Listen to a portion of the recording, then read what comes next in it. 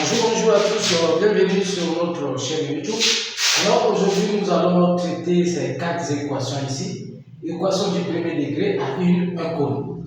Alors pour tous les élèves de la classe du 3e, 4e qui vont tomber sur cette vidéo, n'oubliez pas de vous abonner parce que désormais nous allons vraiment s'appuyer sur vous parce que nous constatons que les élèves de la classe de 4e et 3e ont vraiment des difficultés en mathématiques.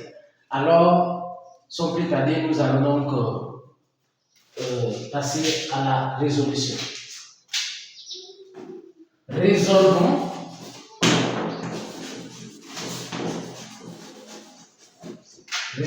ces équations.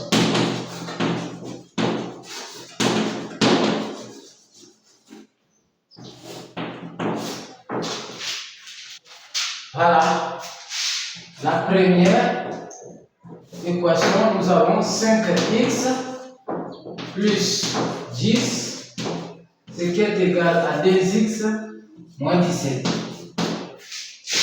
Regarde, si vous avez ces formes d'équations, ce que je vous conseille, c'est de faire à ce que vous puissiez ramener tous les nombres qui portent les inconnus au premier nombre et ceux qui ne portent pas les inconnus, vous les faites passer au deuxième nombre. Et tout en sachant que tout nombre qui change de membre change de signe. Donc vous aurez ici 5x, et 2 vient ici, ça devient moins 2x, ce qui est égal à moins 17, il n'a pas changé de membre, donc il ne doit pas changer aussi de signe. Les plus qui change de membre, il devient quoi? Moins 10. Et nous allons maintenant calculer ici. 5x moins 2x est égal à combien? Il suffit de faire 5 moins 2. 5 moins 2 est égal à quoi? Est égal à 3. 3 quoi? 3x. Ce qui est égal à quoi? Moins 17 moins 10. C'est ce qu'on appelle l'addition de deux nombres de même signe. Donc on fait la somme de ces deux nombres. La réponse trouvée aura le signe le signe commun de ces deux nombres. Qu'est-ce qu'on fait? Si vous avez deux nombres qui portent le même signe, faites c'est comme si les signes là n'existaient pas. Donc, mais faites seulement l'addition. Donc, vous faites la somme de ces deux nombres. Donc, ici, nous allons faire 17 plus 10 est égal à quoi? Est égal à 27. Comme le signe commun de ces deux nombres, c'est moins. Donc, moins 27. Ici, nous profitons généralement de ces équations et de ces genres d'exercices pour expliquer aussi les notions de signes parce que nous savons bien que c'est la base de mathématiques. Et ensuite, nous allons faire quoi? X est égal à moins 27 sur 3. Demandez-moi pourquoi le 3 n'a pas changé de signe. Oui, tout nombre qui est collé avec l'inconnu, quand il change de nombre, il ne change pas pour aller changer de signe, mais il change pour aller diviser l'autre nombre. Si bien que vous constatez ici, le 3, quand il passe ici, il vient pour diviser. Donc, nous aurons ici quoi? X est égal à quoi finalement? Moins 27 divisé par 3, ça nous donne quoi? Ça nous donne moins 9. Donc, c'est là entraîne notre solution.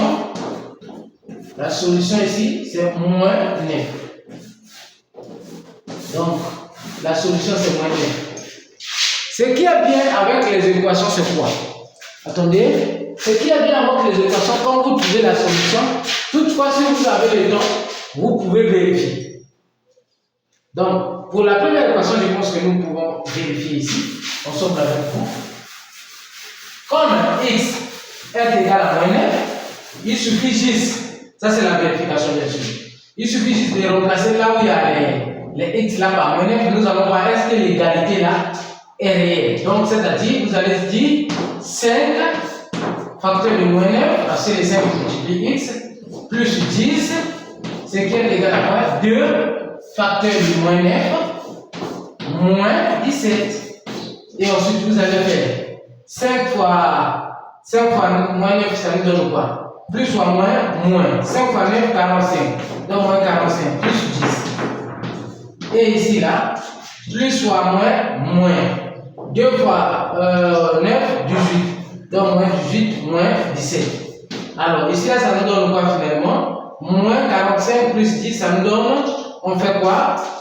Je vous dis, moi, généralement, je profite de ce genre d'exercice de vous expliquer aussi les notions de signes. C'est ça la base. Parce qu'il y a des enfants qui sont en classe de 3e, voire même au lycée, qui ne comprennent pas toujours les signes. Donc, nous allons faire 45, c'est ce qu'on appelle l'addition de deux nombres, des signes contraires. On fait le plus grand nombre au plus petit nombre et la réponse trouvée aura le signe du plus grand nombre. C'est les notions de la classe de 6e. Donc, on fera 45 moins 10 est égal à quoi? 35. Alors, où est le plus grand nombre entre 45 et 10? C'est 45. Il porte quel signe? Moins. Donc, moins 35. Ce qui est égal à quoi? Moins 18, moins 17, ça nous donne moins 35. Alors, moins 35 est égal à moins 35. Donc, la solution est bel et bien égale à moins 9. Voilà. C'était pour vous expliquer aussi les notions de signes. Nous allons donc passer à la deuxième équation. 2. 2 facteurs de 2x plus 1 est égal à 1 plus 4x. Alors, je vous ai dit que si vous avez une équation, la première chose, c'est ramener tous les nombres qui portent les inconnus au premier nombre et ceux qui ne portent pas les inconnus au deuxième nombre. Alors, ici, là, vous constatez quoi? Vous avez une expression qui ne vous permet pas de faire les calculs. Donc, nous avons 2 facteurs de 2x plus 1. Si vous avez ces formes de l'autre là, alors, cherchez d'abord à développer. Donc, nous allons chercher à développer. Comme le 2 est devant cette parenthèse, ça veut dire quoi? Les 2 là multiplient 2x et ils multiplient aussi 1 plus 1. Donc, nous allons faire plus fois plus. On pouvait aussi écrire plus, mais comme c'est le premier terme, on peut ne pas écrire le signe plus. Quand c'est le signe plus, il est mieux de ne pas écrire. Donc, on va pas écrire maintenant. 2 fois 2, 4. 4 quoi? Puisqu'ici il n'y a pas les x, ici il y a les x, donc nous gardons les x là. X. Plus fois plus, ça nous donne plus. 2 fois 1, ça nous donne 2. Ce qui est égal à quoi? 1 plus 4x. Est-ce que vous voyez? Donc, maintenant là que nous avons enlevé les parenthèses, l'expression devient maintenant simple. Prenez le deuxième nombre, ramenez au premier nombre. Donc, nous aurons quoi? 4x moins 4x est égal à 1 moins 2. Les 2 est passé au deuxième nombre, donc du coup, il a changé de signe. Donc ici, 4x moins 4x est égal à quoi? Est égal à 0x, ce qui est égal à quoi? À moins 1.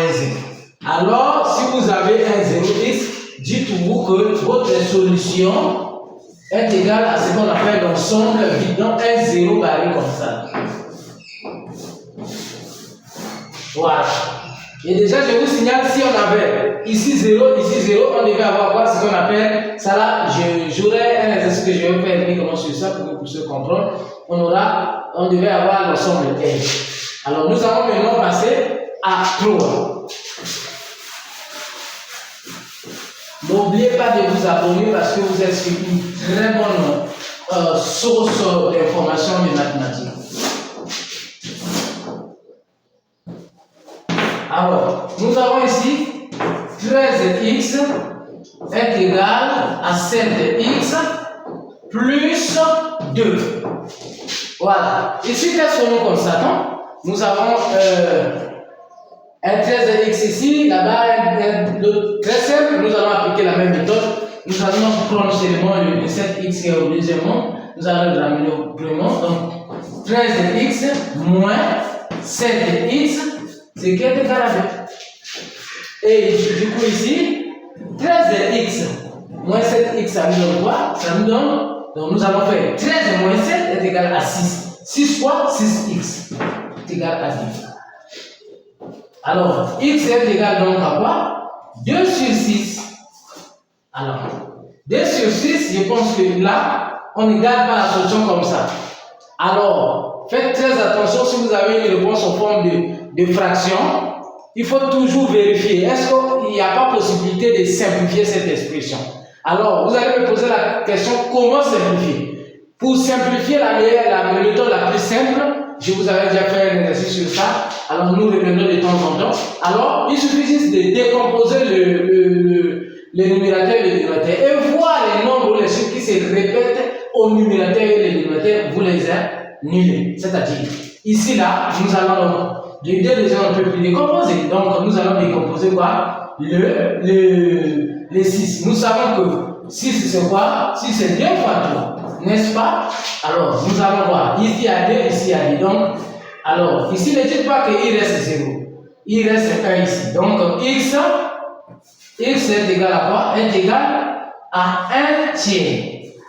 Donc, notre solution ici est égale à quoi? 1 tiers. Voilà la solution. Et si vous prenez les 1 tiers, vous remplacez ici. Coûte que coûte, vous devez vérifier cette égalité comme je vous disais. Alors, nous allons encore passer à la quatrième équation. À la quatrième équation, nous avons donc, à la quatrième équation, nous avons x carré moins 9, ce qui est égal à quoi? À 0. Voilà. Est-ce que vous avez une équation de ce genre? Regarde. Qu'est-ce que vous avez ici? Est-ce que là, on dira, on prend tous les nombres qui portent les inconnus au deuxième nombre les ramener? Non. Ici, là, il faut d'abord chercher à partir ici. Donc, nous aurons ici quoi? X carré, nous allons décomposer le 9 qui n'est autre que 3 au carré, qui est égal à 0. Ça, c'est quelle identité remarquable? L'identité remarquable que nous voyons ici, c'est A carré moins B carré, qui est égal à A carré moins B carré. C'est l'identité A carré moins B carré, qui est égal à A moins B, facteur de A plus B. N'est-ce pas? Donc, avec A ici, c'est quoi? X. Et B, c'est 3. Donc, nous allons simplement remplacer. Et nous aurons finalement X moins 3 facteur de X plus 3. Ce qui est égal à 0. Alors, ce qui est à retenir, c'est quoi? Comme vous avez le produit de deux facteurs, c'est-à-dire A fois B égale à 0, donc cela veut dire quoi? A est égal à 0 et B est égal à 0. Et c'est vrai que normal. Quand le A multiplie le B, et ça donne 0, donc le A est égal à 0, le B est égal à 0. Donc ici, nous allons donc former un système. Nous aurons donc finalement quoi? Je pense que je peux faire ça ici.